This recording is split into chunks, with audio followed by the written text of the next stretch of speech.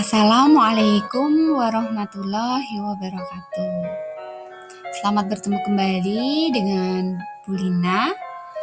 Walaupun kita sudah melaksanakan pembelajaran tatap muka terbatas, tetapi kita belum bisa semua materi diberikan pada saat PTMT.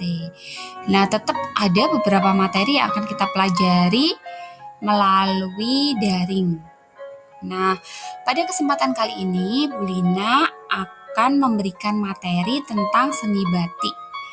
Nah, di materi seni batik yang kali ini akan kita pelajari adalah tentang proses pembuatan batik tulis. Nah, pada akhir tahun nanti, satu anak memang akan membuat satu karya berupa batik tulis.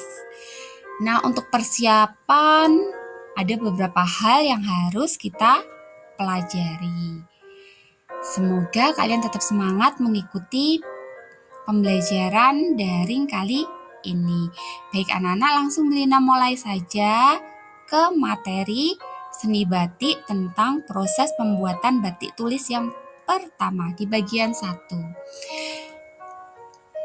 Cara pembuatan batik tulis. Nah, ada beberapa hal yang harus kita persiapkan untuk pembuatan batik tulis. Yang pertama yang harus kita ketahui adalah mempersiapkan alat-alat membatik. Kita akan tahu alat-alat apa saja yang kita perlukan dan apa fungsi masing-masing alat. Yang kedua, setelah alat-alatnya siap, kita akan mempersiapkan kain batik. Jadi tidak setiap kain itu bisa dibatik. Yang ketiga yang akan kita pelajari adalah membuat pola, istilahnya nyorek. Yang keempat yang akan kita pelajari adalah pelekatan malam atau memalam atau menorehkan malam di atas kain polos atau kain mori. Yang kelima adalah pemberian warna. Nah, setelah di malam nanti batik itu bisa diberikan warna. Yang terakhir atau yang keenam namanya ngelorot, supaya malam yang ada di atas kain, nah itu bisa dihilangkan. Nah, itu istilahnya ngelorot.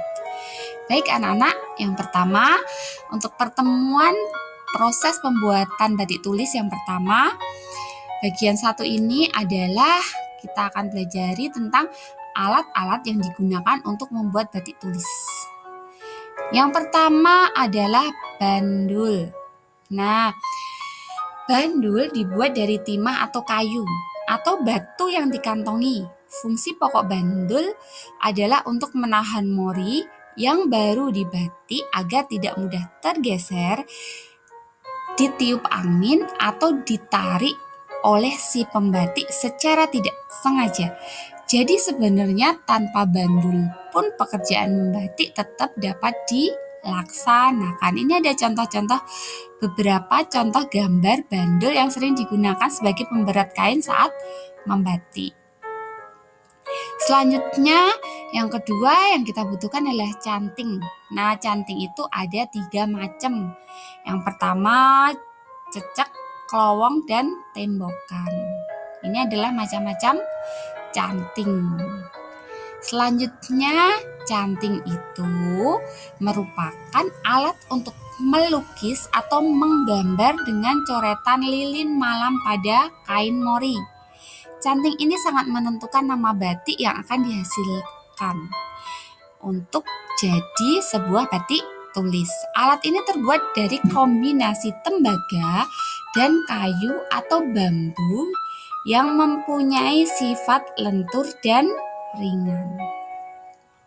Alat ketiga yang kita butuhkan namanya dingklik. Nah, ini adalah contoh gambar dingklik yang biasa digunakan oleh pembatik. Dingklik merupakan tempat duduk orang yang membatik. Tingginya disesuaikan dengan tinggi orang saat membatik, biar tidak terasa cepat capek. Karena kalau membatik itu kita butuh konsentrasi yang tinggi supaya malamnya tidak jatuh kemana-mana. Yang keempat yang dibutuhkan namanya gawangan. Gawangan biasanya terbuat dari kayu atau bambu yang mudah dipindah-pindahkan dan kokoh. Fungsi gawangan ini untuk menggantungkan serta membentangkan kain mori sewaktu akan dibatik dengan menggunakan canting. Walaupun tanpa gawangan pun bisa, tapi biasanya kalau tanpa gawangan itu kainnya mudah bergeser.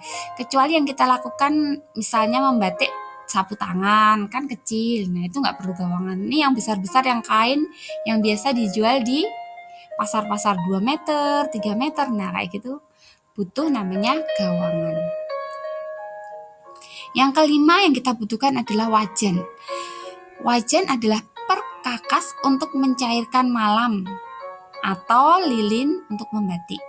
Wajan dibuat dari logam, baja, atau tanah liat. Wajan sebaiknya bertangkai supaya mudah diangkat dan diturunkan dari perapian tanpa mempergunakan alat lain. Oleh karena itu, wajan yang dibuat dari tanah liat lebih baik daripada yang terbuat dari logam karena tangkainya tidak mudah panas. Tetapi wajan dari tanah liat agak lambat untuk memanaskan malam. Jadi kalau tanah liat itu berhubungan dengan sifat penghantar panas. Logam lebih cepat menghantarkan panas, sementara kalau tanah liat agak lama, butuh waktu. Nah, ini adalah contoh wajan yang terbuat dari tanah liat. Biasa juga digunakan untuk membatik. Gampang sebenarnya untuk menurunkan, nggak terlalu panas. Kalau yang dari logam biasanya kita butuh kayak kain untuk menurunkan wajan supaya tangan kita tidak kepanasan. Nah, ini wajan yang terbuat dari tanah liat. Selanjutnya yang kita butuhkan adalah kompor. Atau kalau dulu atau ya beberapa orang masih menggunakan secara tradisional namanya angklo. Angklo dibuat dari tanah liat atau bahan lain. Angklo ialah alat perapian sebagai pemanas malam. Kalau anglo terbuat dari tanah liat, sementara kalau kompor terbuat dari besi yang diberi sumbu. Apabila mempergunakan anglo, maka bahan untuk membuat apinya dari arang kayu. Jika mempergunakan kayu bakar, anglo diganti dengan keren. Karena keren itu membutuhkan kayu bakar. Nah, ini adalah contoh beberapa alat untuk memanaskan malam. Yang pertama anglo, yang kedua adalah kompor listrik. Jadi karena sekarang juga untuk mencari minyak tanah sudah susah, nah biasanya pembatik-pembatik lebih memilih menggunakan kompor listrik. Selain itu juga tidak begitu kotor. Nah, yang terakhir ini adalah gambar dari kompor yang menggunakan sumbu dan minyak tanah. Yang ketujuh selanjutnya yang kita butuhkan sebenarnya tepas, tapi tepas tidak dibutuhkan saat kita menggunakan kompor. Tepas ini tidak dipergunakan jika perapian menggunakan kompor. Tepas ialah alat untuk membesarkan api sesuai dengan kebutuhan. Tepas terbuat dari bambu. Selain tepas digunakan juga ilir. Tepas dan ilir pada prinsipnya itu sama, hanya berbeda bentuk. Kalau tepas bentuknya persegi panjang yang ada bagian-bagian yang meruncing pada sisi-sisi dan tangkainya yang terletak pada bagian samping. Selanjutnya yang biasa kita butuhkan adalah celemek atau taplak bisa juga, atau kemplongan. Nah, celemek atau taplak berfungsi untuk menutup dan melindungi paha pembatik dari tetesan lilin malam dari canting. Jadi kalau malam itu langsung membasahi pakaian yang kita pakai, biasanya itu agak susah untuk menghilangkannya. Dan nanti tidak bisa setelah membatik terus hilang, harus di rumah dulu dicuci. Nah, untuk melindungi pakaian kita supaya tidak terkena jatuhan malam dari canting, biasanya menggunakan celemek. Kalau kemplongan merupakan alat yang terbuat dari kayu yang berbentuk meja dan palu. Pemukul alat ini dipergunakan untuk menghaluskan kain mori sebelum diberi motif. Jadi kalau kemplongan ini masih sangat tradisional sekali. Hampir sekarang itu sudah jarang kita temukan. Kenapa? Karena kain-kain sekarang ini sudah halus atau pengkajiannya sudah dilakukan di pabrik. Nah, selanjutnya ini adalah contoh gambar celemek atau istilahnya sekarang adalah apron. Nah, tidak harus menutup atas, misalnya cukup di paha saja menggunakan taplak juga boleh. Yang penting nyaman saat nanti kejatuhan malam, baju kita tidak kotor. Nah, ini adalah contoh ya, gambar kemplongan. Ini zaman dulu. Jadi kain setelah dilakukan pengkajian, kain dulu kasar-kasar kan. Nah, supaya agak lunak, agak lembut, nah makanya dikasih kanji. Setelah dikasih kanji, dikemplong seperti ini, dipukul-pukul. Selanjutnya, nah yang akan kita pelajari di bagian satu ini tentang mengolah mori sebelum dibatik. Jadi kain mori itu juga perlu kita perlakukan sebelum kita membatik. Yang pertama, satu, kita lakukan pencucian. Yang kedua, pengeloyoran. Yang ketiga, pengkajian. Dan yang keempat, pengemplongan. Nah, sebelum dibatik, mori harus diolah terlebih dahulu karena baik buruknya pengolahan akan menentukan baik buruknya kain. Nah, sebelum kita lakukan tentang pengolahan kain mori, nah kain mori itu dipotong dulu sesuai dengan kebutuhan yang kita perlukan. Yang pertama berarti pemotongan kain. Nah, pengolahan mori adalah sebagai berikut. Mori yang sudah dipotong biasanya dipelipit. Pelipit itu dijahit pada tepi-tepi bekas potongan supaya benangnya pakan atau tidak mudah terlepas. Benang pakan ialah benang yang melintang pada tenun. Setelah dipelipit kemudian dicuci dengan air tawar sampai bersih. Jadi setelah dipotong, dipelipit, terus kemudian dicuci sampai bersih dengan air tawar. Kalau mori kotor, maka kotoran itu akan menahan meresapnya cairan lilin atau malam yang dikaitkan dan menahan cairan warna pada waktu proses pembabaran. Jadi kain sebelum dibatik itu diusahakan kain dalam kondisi paling bersih. Di daerah Jogja dan Surakarta, mori dijemur sampai kering setelah dicuci. Setelah itu udah dirasa cukup. Beda juga ada di daerah namanya Blora. Setelah dicuci bersih, mori terus direbus. Setelah wantu panas, mori bersih dimasukkan ke dalamnya. Cara memasukkan mori ke dalam wantu mulai dari ujung sampai pangkal secara urut. Rebusan memakan waktu beberapa menit. Mori kemudian diangkat dan dicuci lagi untuk menghilangkan kotoran sewaktu direbus. Jadi benar-benar ya, perlakuan kain sebelum membatik itu benar-benar diperhatikan supaya hasil batikannya berkualitas. Apalagi batik tulis adalah salah satu contoh batik warisan budaya yang harganya mahal. Nah, penjemuran mori setelah dicuci, baik secara adat Jogja, Surakarta maupun Blora, kain itu dijemur sampai kering. Nah, setelah dijemur, kalau zaman dulu ya, itu ada namanya pengkanjian. Agar mori menjadi lemas, itu kemudian dikanji. Bahan kanji itu adalah beras. Jadi di daerah Blora dipakai sembarang beras asalkan putih. Beras itu direndam beberapa saat dalam air yang secukupnya. Jadi airnya memang agak banyak. Kemudian beras bersama air direbus sampai mendidih. Nah, yang digunakan untuk pengkanjian itu adalah air rebusan beras. Diambil dan dinamakan tajin. Mori kering yang sudah kita jemur tadi dimasukkan ke dalam tajin sampai merata.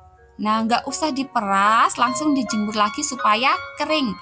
Akhirnya karena akan ada tajinnya, nah mori itu menjadi lebih kaku. Nah, karena lebih kaku, ini kita melihat proses secara tradisional. Tapi kalau yang proses-proses sekarang, kain yang sudah kita dapat, kita pegang itu udah kain yang halus. Nah, proses pengkajian melalui mesin modern biasa dilakukan di pabrik.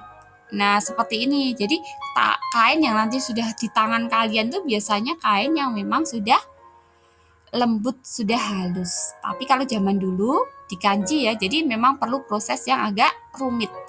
Nah, kain tadi yang ada kanjinya itu dilipat. Setelah mori lembab, kemudian dikemplong. Kemplong ialah dipukuli pada tempat-tempat tertentu dengan cara tertentu pula supaya benang-benang menjadi kendor dan lemas. Tujuannya kalau benang-benang kendor dan lemas sehingga cairan lilin dapat meresap. Cara mengemplong mori yaitu disediakan kayu kemplongan sebagai alas dan alu pemukul atau ganden. Ganden ialah martil yang agak besar terbuat dari kayu. Mori dilipat memanjang menurut lebarnya. Lebar lipatan lebih kurang setengah jengkal. Kemudian ditaruh di atas kayu dengan cara memanjang dan dipukul-pukul. Jika perlu dibolak-balik agar pukulan menjadi rata. Nah, ini adalah cara pengemplongan yang sangat tradisional. Kalau sekarang karena pengajian sudah dilakukan di pabrik, berarti pengemplongannya juga di pabrik. Nah, setelah dilakukan semuanya itu, mori siap dibatik. Jadi kalau proses pembatik yang akan kita lakukan nanti ya tanpa pengkajian, tanpa pengemplangan. Jadi cukup dicuci dulu kainnya, sudah yakin bersih. Setelah itu siap dibatik. Nah, anak-anak, materi kita di pertemuan kita kali ini sampai di sini ya. Ini bagian 1. Nanti bagian 2, nah kita akan belajar proses membuat batik tulis di atas kain mori. Nah, tugas seni batik kali ini silahkan kalian buat ringkasan dari materi tersebut di atas, kemudian di-upload via Rubeco. Kalian Bu Lina kasih waktu lebih kurang 1 bulan karena sampai dengan pelajaran batik berikutnya. Tapi nanti pada saat minggu depan ada jadwal penilaian harian 3 tentang seni batik. Nah, materi penilaian harian 3 itu adalah materi tentang proses awal pembuatan batik tulis, yaitu tentang pengolahan mori dan alat-alat yang dibutuhkan serta fungsi alat-alat tersebut dalam membatik. Nah, itu aja ya anak-anak. Terima kasih. Nanti kita lanjutkan di materi selanjutnya. Nanti di materi selanjutnya kita akan belajar tentang ngeroi, tentang nyogo, babar, dan mendel. Semoga apa yang Bu Lina berikan ini bermanfaat. Selalu berpikir positif, bersyukur atas apa yang sudah Allah berikan dalam hidup kita. Mohon maaf apabila ada salah dan kurang dari Bu Guru. Semoga bermanfaat ya. Bu Lina akhiri. Wassalamualaikum warahmatullahi wabarakatuh. Terima kasih anak-anak. Sehat selalu untuk kalian.